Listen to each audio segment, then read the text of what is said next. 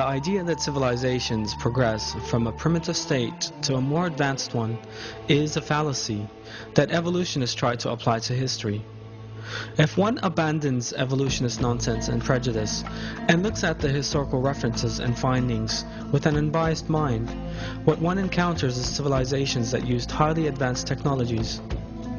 Remains left from ancient Egypt, the Mayans, and the Sumerians indicate the branches of science such as electricity, electrochemistry, electromagnetics, metallurgy, hydrogeology, medicine, chemistry, and physics were used to a considerable extent.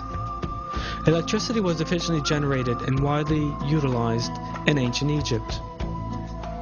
The Baghdad battery and the first arc lights were used at that time. But was electrical generation limited to these in ancient Egypt? A careful examination of Egyptian history immediately reveals the sophistication in perfect illumination. No soot has been found in the corridors of the pyramids or the tombs of the kings, because these areas were lit using electricity.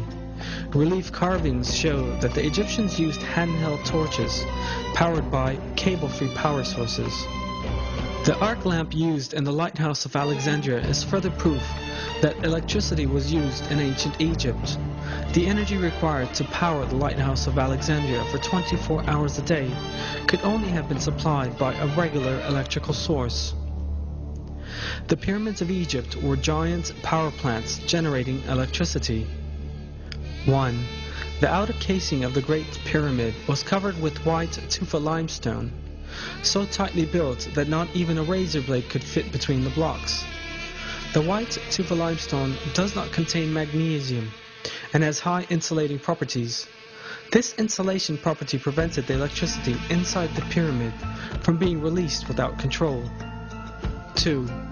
The stone blocks used inside the pyramid were made of another form of limestone, containing crystal and a small amount of metal, which allow for maximum power transmission. The shafts inside the pyramid were lined with granite.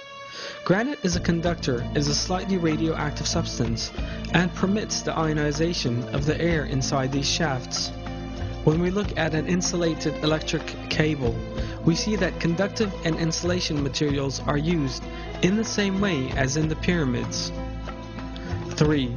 The conductive and insulating properties of the pyramid are an example of flawless engineering. However, a source of energy is needed for electricity generation. The Giza plateau where the pyramids stand is full of underground water channels. The pyramids rise above the limestone layers, the spaces between them being full of water. These special layers of rock that transmit electricity upward as they carry underground water to the surface are known as aquifers.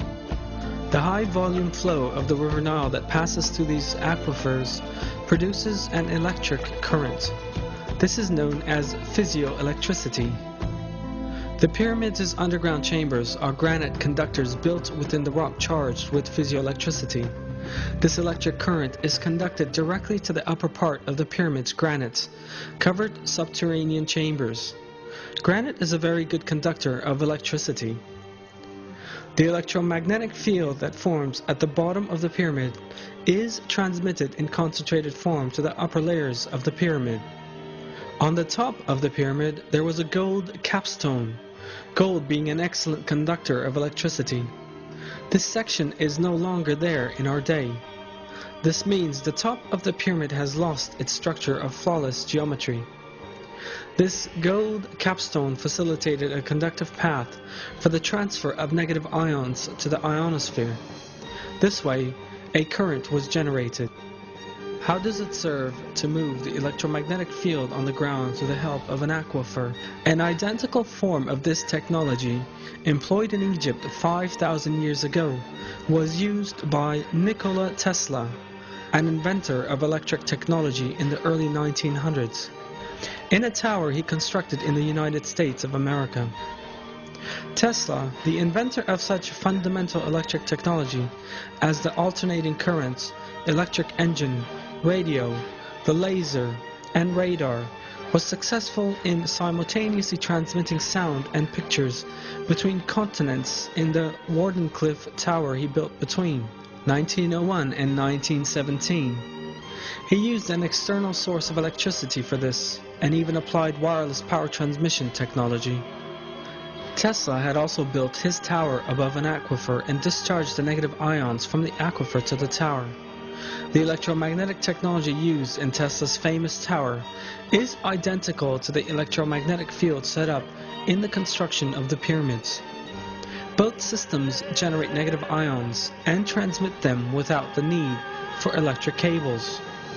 So for what purpose did the Egyptians use electricity?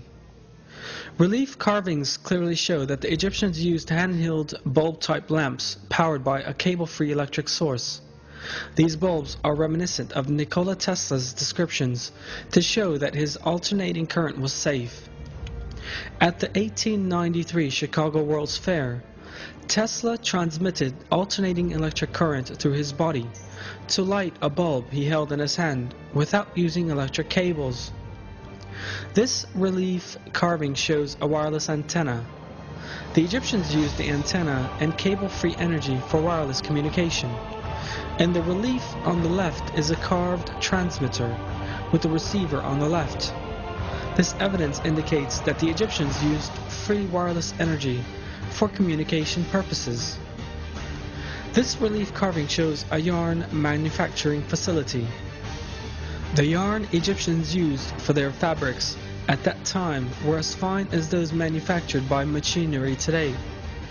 The Egyptians also used electric power in their weaving plants. It was seen that many gold objects which have remained from ancient Egypt were in fact very finely gold-plated. Such perfect gold plating as in these pieces requires the use of electricity. The total electromagnetic measurement made around the Great Pyramid is identical to that made during a thunderstorm with lightning. There's a powerful electromagnetic field around the Great Pyramid. This may be observed through a simple experiment when standing at the top of the pyramid with a bottle wrapped in a damp cloth. Sparks fly away from the bottle as if one were on top of a high-voltage bobbin. The pyramids were not used as tombs. The pyramids have always been interpreted as the tombs of the pharaohs, but in fact no inscriptions of any kind appear in the corridors of the Great Pyramid. This suggests a functional building rather than a mausoleum. An empty stone chest was found on the central axis of the pyramid that archaeologists call the King's Chamber. They claimed that this contained the coffin of the pharaoh, but that since this had been stolen, it was now empty. But the examination of the dimensions of the stone chest and the special location in which it was installed reveals a different state of affairs. That point is just where the missing part of the pyramid's conductive structure and whole design suggests it should be. If a superconductive material was installed here, the pyramid could manufacture enough electricity for all of Egypt. This superconductor is thought to have been the Ark of the Covenant, which was known to have been in Egypt in ancient times, and whose dimensions are just right to fit inside the stone chest. The prophet Moses, peace be upon him, was adopted by Pharaoh, and according to historic records, was raised as an administrator because of his superior moral values, intelligence, and abilities. One of the phases in leadership training in ancient Egypt was the teaching of all the secrets of Egypt and the knowledge of energy. In addition to its other properties, there are also various references to the Ark of the Covenant serving as a capacitor, and that this was the source of Egypt's energy. The prophet Moses, peace be upon him, is known to have taken the Ark of the Covenant with him when he fled Egypt. According to historic references, one of the reasons why Pharaoh chased the prophet Moses, peace be upon him, right up to the last moment, and strove to catch him at whatever price, was the Ark of the Covenant, because Pharaoh was aware that all the glory and magnificence of Egypt would be lost without electricity.